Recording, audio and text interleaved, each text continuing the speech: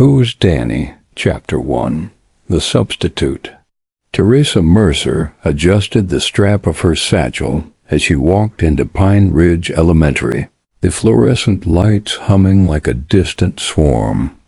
Substituting for Mrs. Lowell's third-grade class was supposed to be a one-day gig, easy money. But then she saw him.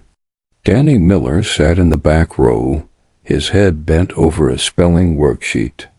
His cowlick stuck up like a question mark, and when he glanced up, Teresa froze. Wide-set hazel eyes and a crescent-shaped scar on his left earlobe. She'd seen those features before, plastered on milk cartons and cable news reels nearly a decade ago. Ethan Harper, snatched from a playground in broad daylight. The case had gone cold, but Teresa had devoured every article she could find at the time. She had a more personal interest in that case since her own younger sister had vanished the same summer, though no one ever could connect that the kidnappings were related. "Everything okay, Miss Mercer?" Danny asked, his voice soft with concern. Teresa forced a smile. "Just admiring your handwriting." Chapter 2. The Echo. That night, Teresa scoured the internet. Ethan Harper's parents had tearfully pleaded on local news networks for years, his mother clutching a stuffed rabbit he'd dropped during the abduction.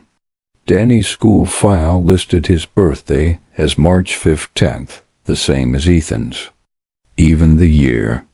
That was too exact, wasn't it? She cross-referenced the Miller's address, a secluded farmhouse on the edge of town. Public records showed they had no prior children. But when she zoomed in on a Facebook photo of Danny at a county fair, her blood chilled. Behind him, blurred but unmistakable, hung a poster. Hartnell's Wonders, a carnival that traveled around the state for decades. The one that happened to be in town during Ethan's disappearance. Chapter 3. The Visit. The Miller farmhouse loomed at the end of a gravel road, curtains drawn. Mrs. Miller answered the door, her smile brittle. "We've heard so much about you," she said, ushering Teresa inside. The living room smelled of lemon polish and something sharper bleach. Framed photos lined the walls. Danny fishing, Danny riding a bike, Danny grinning under Christmas lights. All more recent. None as a baby. Danny is such a great kid. Was he always this cheery as a baby? Teresa ventured. Mr. Miller's knuckles whitened around his coffee mug. "Yes," he replied almost too energetically. "Been happy since birth." Teresa noticed a basement door slightly ajar. Voices drifted up, children's voices, layered and faint. Her pulse spiked. Then the lights flickered, and Mrs. Miller was there, her hand icy on Teresa's arm. It's not polite to wander. Chapter 4. The Rabbit. The next morning, Teresa arrived early to set up a science lesson the teacher she was covering for left instructions for. Danny's desk drawer jammed.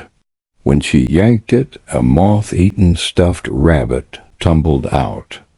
Its left ear was torn, just like the one Ethan's mother had brandished on TV. "That's Mr. Hops," Danny said, suddenly beside her. "Mom says I've had him since I was little. But I don't remember." His brow furrowed. "Sometimes I dream about a swing set, and a lady who isn't Mom crying. Dreams can be weird like that." "Yeah. She calls me Ethan." Teresa's throat tightened. Dreams are strange, huh? Chapter 5. The Basement.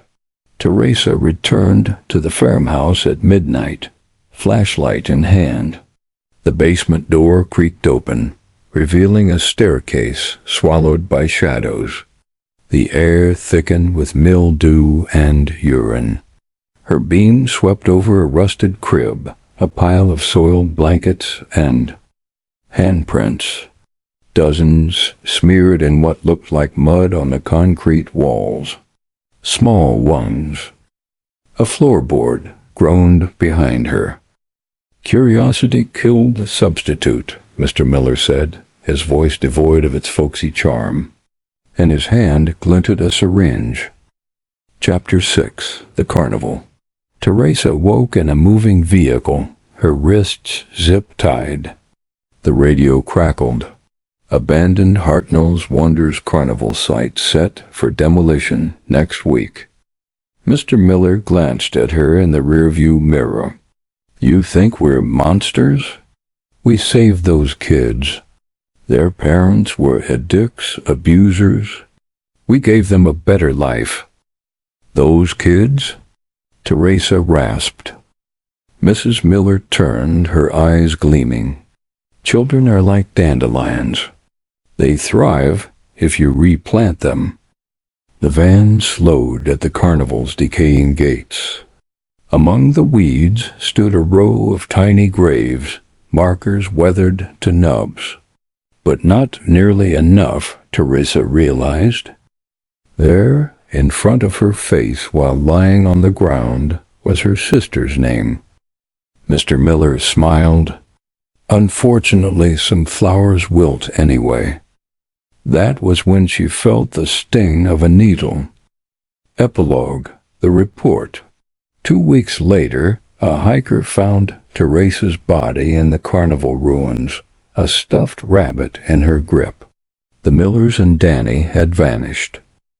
In the cold case archives, a rookie detective linked the syringe's fingerprints to 7 missing children across 3 states. And in Teresa's apartment, a sticky note on her sister's photo read, "Hartnell's equals Hart's Mill? Danny's farm?" But by then, the carnival had been paved over for a parking lot, its secrets buried under asphalt.